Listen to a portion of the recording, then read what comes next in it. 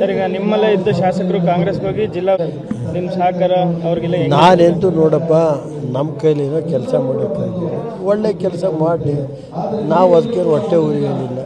ಒಳ್ಳೆ ಕೆಲಸ ಮಾಡಿ ಒಳ್ಳೆ ಹೆಸರು ತಗೊಳ್ಳಪ್ಪ. ನಮಗೇನಂತ ನಾನೇನು ಆ ಥರ ನಮ್ಗೆ ಯಾವ ಥರ ದ್ವೇಷವೂ ಇಲ್ಲ, ಇದು ಇಲ್ಲ. ಭಗವಂತ ಅವ್ರಿಗೆ ಒಳ್ಳೇದು ಮಾಡಿ ಕೆಲಸ ಮಾಡೋಕ್ಕೆ ಜಿಲ್ಲೆ ಜನತೆಗೆ ಒಳ್ಳೆ ಕೆಲಸ ಮಾಡಿ ಹೆಸರು ತಗೊಳ್ಳಿ.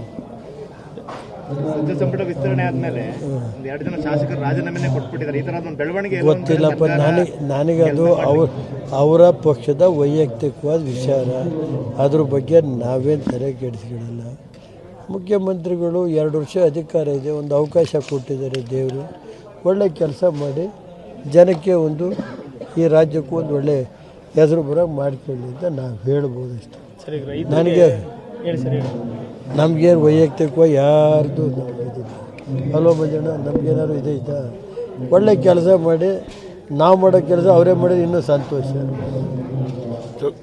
ಮಾಡಕ್ಕೆ ಕೊಟ್ಟವರಲ್ಲ ಒಂದು ಅವಕಾಶ. ಈಗ ರೈತರು ಬೆಳೆಗಳಿಗೆ ನೀರು ಹರಿಸ್ಬೇಕು, ನೀರು ಹರಿಸೋಕ್ಕಾರೆ ಹರಿಸಿ, ಆಗದೆ ಹೋದರೆ ಪರಿಹಾರ ಕೊಡಿ ಅಷ್ಟೇ ರೈತರಿಗೆ.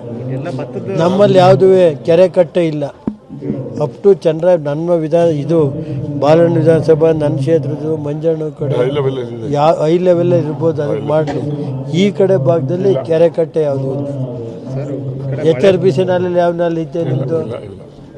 ಮಳೆ ಕೂಡ ಕಮ್ಮಿ ಇದೆ, ಸರಿ ಇದಾಗ್ತಿಲ್ಲ. ಬ್ಯಾಂಕಿಂದ ನೋಡಪ್ಪ, ನಾನು ಹೇಳೋದು ಅದನ್ನೇ ಸಾಲ ಮನ್ನಾ ಮಾಡಿ ಅಂತ ಈಗಾಗಲೇ ಹೇಳಿದೆ. ರೈತರದ್ದು ಬ್ಯಾಂಕಿನ ನೋಟಿಸ್ ಕೊಟ್ಟರೆ ಇವತ್ತು ಕಷ್ಟದಲ್ಲಿದ್ದಾರೆ.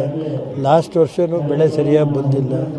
ಈ ವರ್ಷ 100ಕ್ಕೆ 100 ಭಾಗ 80% ಜೋಳ ಹೋಗಿದೆ ರೈತರದ್ದು. ಆಮೇಲೆ ಇನ್ನೊಂದು ನಾನು ಹೇಳೋದು, ರೈತರು ಬೆಳೆದಂಥ ಬೆಳೆ ಜೋಳ, ಮೆಕ್ಕೆಜೋಳ ಡೈರಿನಲ್ಲಿ 4G ಎಕ್ಸೆಂಪ್ಷನ್ ಕೊಟ್ಟು ರೈತರ ಹತ್ರ ನೇರವಾಗಿ ಖರೀದಿ ಮಾಡಿ, ಮಾರ್ವಾಡಿಗಳ ಹತ್ರ ಖರೀದಿ ಮಾಡೋದು ಬಿಡಬೇಕು ಅಂತ ಒತ್ತಾಯ. ಯಾರೋ 3 ಜನ ಮಾರ್ವಾಡಿಗಳ ಹತ್ರ ಖರೀದಿ ಮಾಡೋದು ಬಿಟ್ಟು ನೇರವಾಗಿ ರೈತರ ಹತ್ರ ಖರೀದಿ ಮಾಡಿ.